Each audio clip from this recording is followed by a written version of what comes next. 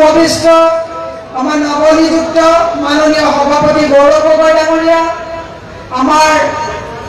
প্ৰাক্তন সভাপতি ভূপেন কুমাৰ বৰা ডাঙৰীয়া এইমাত্ৰ বাহিৰত গৈছে, আমাৰ নবনিযুক্ত কাৰ্যকৰী সভাপতি ক্ৰমে জাকিৰ হোসেন সিকদাৰ ডাঙৰীয়া, ৰোজনীলা তিৰ্কী ডাঙৰীয়ানী, প্ৰদীপ সৰকাৰ ডাঙৰীয়া, প্ৰাক্তন মন্ত্ৰী ৰানীনগৰ শইকীয়া ডাঙৰীয়া, আমাৰ পৃথিবী সাথে ডাঙৰীয়া এআইসিসি সেক্ৰেটাৰি, আমাৰ বিকাশ উপাধ্যায় ডাঙৰীয়া, বিধায়কসকল, আমাৰ ওয়াজেদ আলী চৌধুৰী ডাঙৰীয়া, প্ৰণতি ফুকন বাইদেউ, আমাৰ মহিলা জিলা কংগ্ৰেসেৰ সভানেত্ৰী অনামিকা বড়ো স্বৰ্গীয়ানী ডাঙৰীয়া, আমাৰ জিলা মহিলা যিসকল সভানেত্ৰী আহিছে মই দুঃখিত যে আপোনাৰ সেৱা দলৰ অধ্যক্ষ দীপাই ডাঙৰীয়া, যুৱ কংগ্ৰেছৰ জুবেৰ আলম ডাঙৰীয়া, এনএছইউৰ সভাপতি প্ৰমুখ কৰে,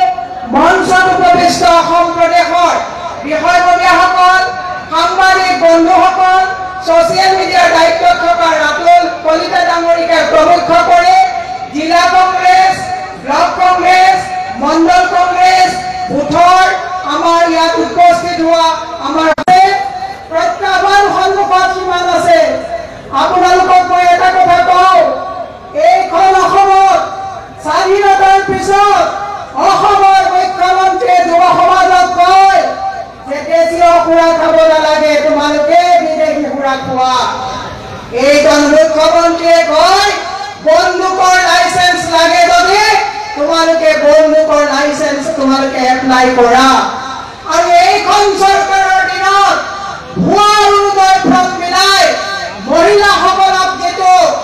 হিতাধিকাৰীৰ পৰা বিজেপি ভোটাধিকাৰীৰ পৰা যি প্ৰৱণতাৰ সৃষ্টি কৰিছে, খবৰ কৰিবলৈ গৈছিলোঁ। মই এই কথাটো কৈছো, যি ঘৰ মৃতকৰ ঘৰত মাননীয় সভাপতি ডাঙৰীয়াই মৃত্যুৰ খবৰ লৈছে, সমাজে গৌৰৱ গগৈ ডাঙৰীয়াৰ নেতৃত্বৰ এই মিটিঙৰ পৰা এটা চিন্তা লৈ যাব লাগিব যে ৪০ত কংগ্ৰেছৰ চৰকাৰ আমি এই কাৰণে আনিব লাগিব যে বন্দুক দিব বিচৰা হিমন্ত বিশ্ব শৰ্মাক আমি গাড়ীচ্যুত কৰিব লাগিব। কাৰণে নহ'লে মদৰ প্ৰতি উৎসাহিত, মদ খাবৰ কাৰণে উৎসাহিত কৰা যুৱ প্ৰজন্মৰ হাতত, চাকৰি নথকা যুৱ প্ৰজন্মৰ হাতত মদ আৰু বন্দুক যদি একলগ হয়, এই মাতৃৰ ভৱিষ্যত কি হ'ব, অভিভাৱকৰ ভৱিষ্যত কি হ'ব। আজি এই সভাৰ পৰাই লাখ লাখ অসমৰ মই সকলোকে মই অভিভাৱকক ডাঙৰীয়ালৈ আমি ৰিপৰ্ট কৰিম যে মাননীয় সভাপতি মহোদয়, ইয়াত বানপানীত আমাৰ এলেকাত মানুহ আক্ৰান্ত হৈছে,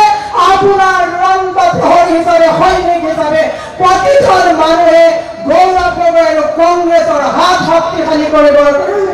আজিৰ পৰা আমি ফিল্ডত সক্ৰিয় হ'ম বুলি আশা ৰাখি আজি এই মিটিঙত আপোনালোকক আমি দূৰৰ দূৰৰ পৰা আহিছে, আমি যি এইটো সভাপতি মহোদয়ে ক'ব, কিন্তু আমিও দুখিত। মই ডাইছত বহি থকা আমাৰ বিধায়কসকলকো কৈছোঁ, আমি আপোনালোকক ভালকে